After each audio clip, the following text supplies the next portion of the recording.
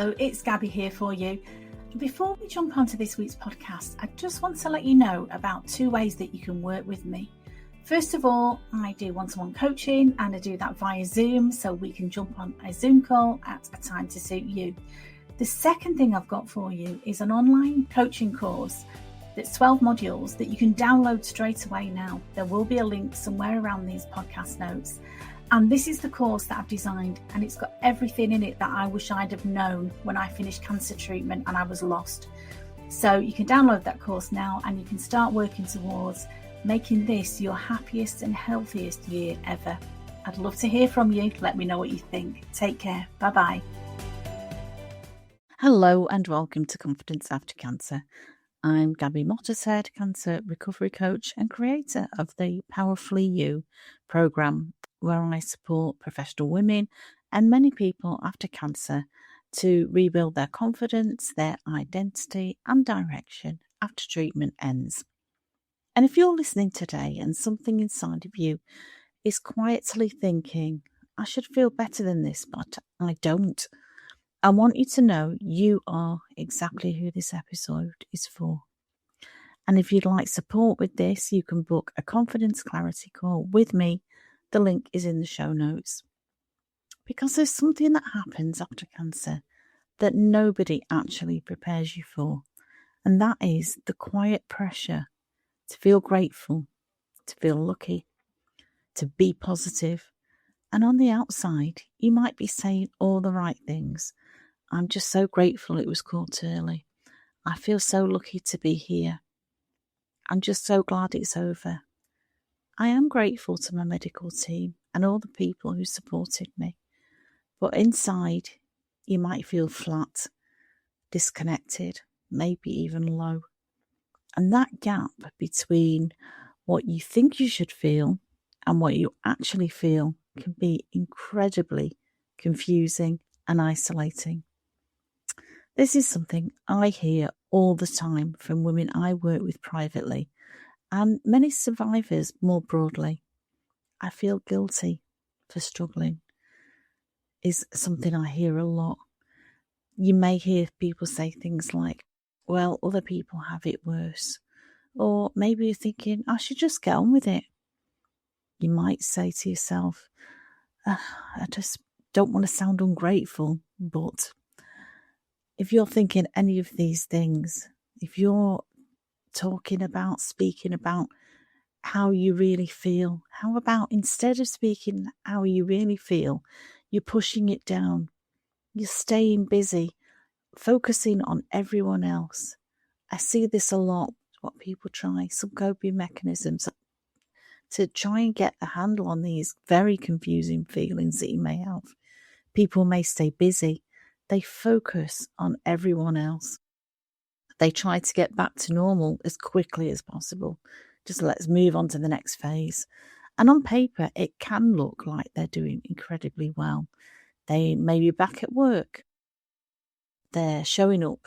They're taking responsibilities back on in the family. They're coping. Or are they? Because underneath, there can be a heaviness, a quite quiet emotional exhaustion, and often a sense of disconnection from themselves. And here's the truth that I want you to hear today. I want you to really hear this. You really can feel grateful and feel lost. You can feel lucky to be alive and feel low. You can appreciate that your treatment is working and still struggle with what comes next. These things are not in conflict. They can exist side by side. But so many people after cancer don't allow themselves to feel both. Because somewhere along the way, they've learned that gratitude should cancel out struggle. And this is where it becomes a problem. Because when you don't allow yourself to feel what's really going on, it doesn't disappear. It can show up in other ways. And you might notice you feel emotionally flat or numb. You might feel that you've lost motivation or direction or energy. You might feel disconnected from your old self. Work can often feel so much harder than it used to. You might feel you're more irritable or overwhelmed or withdrawn. You just keep thinking, what is wrong with me? And then when that thought creeps in, I should be doing better than this. And that is the moment that confidence starts to erode. Not because you're weak, not because there's anything wrong with you, but because you are silently fighting your own experience. And this is something I work through a lot with the women I support privately, because once they understand that they've done nothing wrong, everything starts to shift.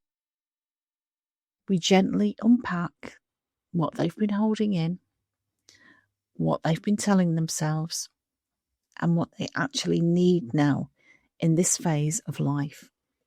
Not during treatment, but afterwards.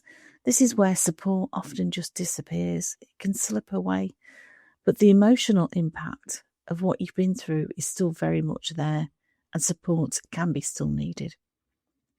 So if you take one thing from today's episode, let it be this. You don't need to force yourself to feel grateful all the time.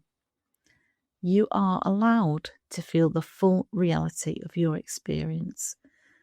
And actually, that's where confidence starts to come back. Not by pushing things away, but by acknowledging them. So here's something I'd like you to gently reflect on. Where in your life are you telling yourself you should feel better, instead of allowing yourself to feel what's actually true? So just reflect on that question.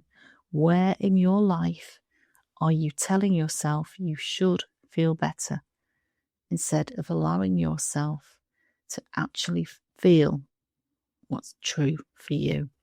Just notice what comes up. No judgment, just try and get really curious about what comes up when you ask yourself that question.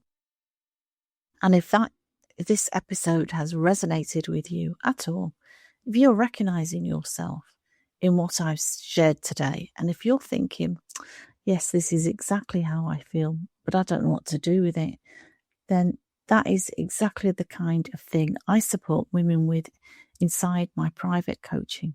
You don't have to figure it out on your own. You can book Confidence Clarity Call with me. The link is in the show notes. Somewhere around this podcast, you'll find a link. And it's a calm, supportive conversation where we look at where you are now, what's feeling difficult, and what your next steps could be. So thank you so much for being here today. Take what you need from this episode and leave the rest. But just remember to take very good, gentle care of yourself. Stay safe and stay sane, and I will speak to you very soon. Thank you.